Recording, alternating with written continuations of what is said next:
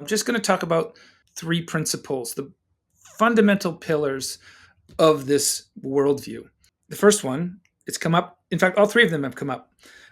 They always come up. Once you know these things, they assert themselves into your consciousness and you notice them. And that's the affirmation. It's not me saying it. It's the world affirming. You'll see this hopefully. The first one is continuity.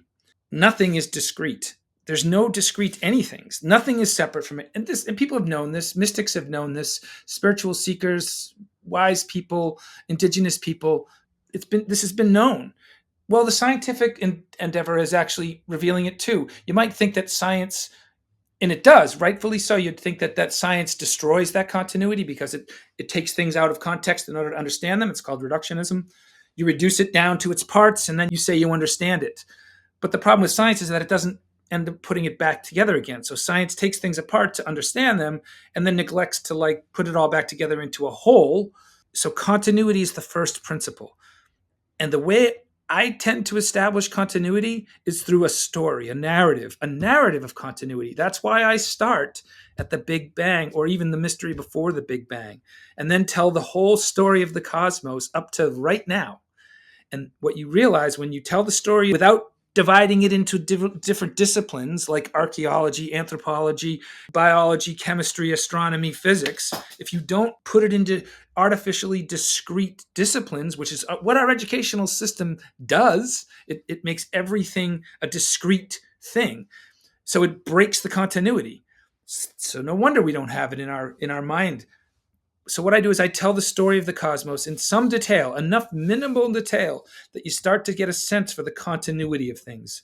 The continuity between the physics of the early universe, the astronomy and how stars are formed, how planets are formed, and then how life can happen on a planet. I mean, once you understand how life comes to be on a precious, rare, impossibly rare planet, you have a completely different appreciation for what life is. And then you can watch as that continuity bleeds right into us and our consciousness and everything that we are. There is a unified, coherent narrative of continuity that is inescapable. No matter how hard you try, even if you try to escape out some spiritual tradition or some pseudoscience or some, chakra cleaning, whatever, you will discover that even those things are deeply entangled. That's another word, entwined with this story. So those things are not the enemy necessarily. Those sort of pseudoscience and supernatural narratives and mythologies, I don't see them as the enemy, like most scientists would. They rally against that stuff. I actually see it as inclusive into it. These are ways that human beings have attempted to manage this consciousness thing that we've inherited. And so they're an integral part to it too, and we should see them as such. So that's continuity. That's the first fundamental principle. The second one is right relation or relationality, seeing everything as emerging from relationships, whether they're given or chosen. So there are given relationships that we inhabit, like the relationship between our planet and the sun. That's a relationship that has sustained every living thing on this planet since the first proto-life thing.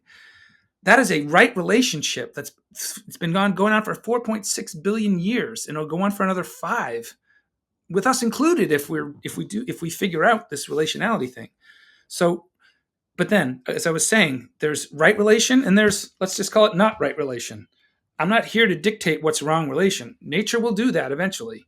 So what I'm saying is that we are very much in a state of not right relation with a lot of things, each other, the world, even our own selves. That's part of what this story is about. It's about coming back into right relation with the intelligence that the earth has endowed upon us and putting it to use as part of the earth system, the creative life force that this planet has gifted us. That's what earthling theory is trying to say.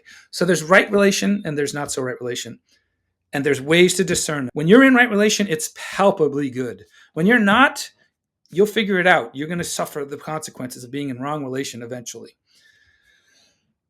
So that's the second principle. And the third one, which is sometimes the hardest one to grasp, but it's also, I think, one that's incredibly profound in its implications, and that is entanglement. And I use the word entanglement because the other word that's available isn't all that attractive or sexy. It's called an activism. It's a philosophy.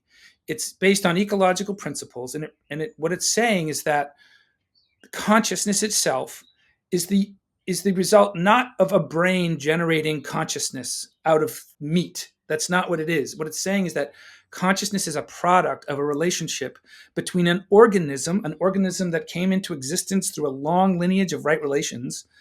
That organism in relationship with the world itself is where consciousness is. It's where it resides.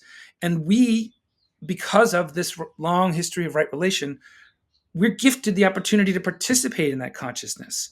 But through accidents of history, we've come to see and believe, because it's an illusion, that our consciousness is separate from that world. And that's the source of the deep alienation that's driving the meta crisis. My point is that when you understand and see where consciousness comes from, when you see it represented in the fossil record, or even in a school of fish, or even in a piece of granite, okay, I can see an intelligence operating in a piece of granite that is continuous with my intelligence. I know that's like a lot to grab, right? Like that's a lot to ask. That's the paradigm shift.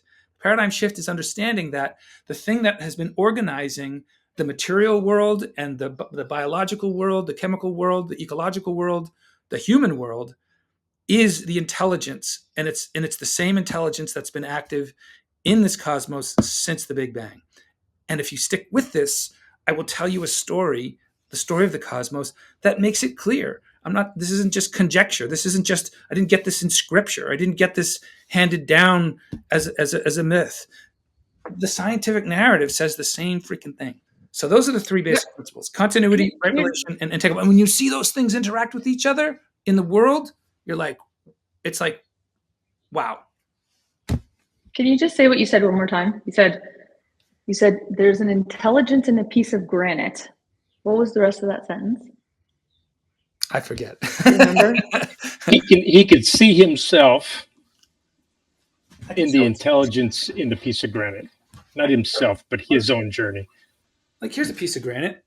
I have a transcription. I can look later and see what he said. Well, I'm recording this too, so and we'll come back. But this is a piece of granite. You can see the way that the crystals are organized and laid out, and they've kind of found their own kind.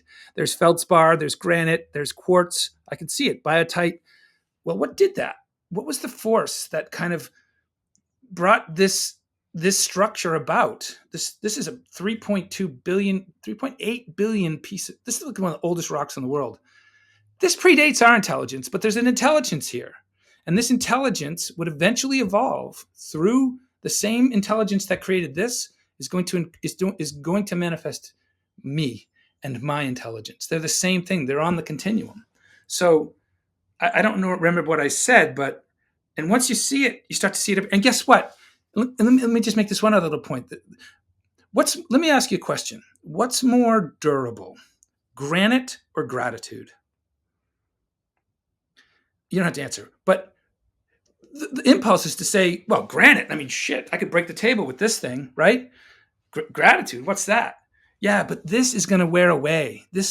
Trust me, the sand on the beach is this stuff. This used to be this.